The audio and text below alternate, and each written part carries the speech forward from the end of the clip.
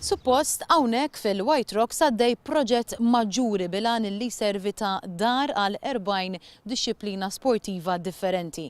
Il-proġett tal-White Rock Sports and Leisure Village kellu jinkludi House of Sports, ċentru ta' xjenza, kullett sportiv kif ukoll park tal-familja. Iżda kif qegħdin taraw minn dak li għandi madwari baqa' ma sar xejn. Sentejn wara li tnieda l-proġett, is-Segretarju Parlamentari Clyde Pooley irrapporta biss dawk li sejjaħ bħala progress fin-negozjati. Negozjati li fi kliem Lawrence Gonzi f'Ottubru tal-2010 kellhom ikunu konklużi ftit ġimgħat biss wara. Clyde Pooley baqa' ma ħabbarx lanqas id-data ta' meta dan il-proġett għandu jibda. Proġett li suppost kellu ju 5 snin minn meta jinħareġ il-permess għalih.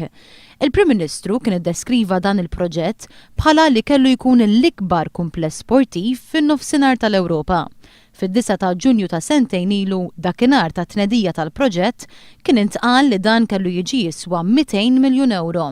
Kellu wkoll joħloq mijiet ta' impjiegi ġodda.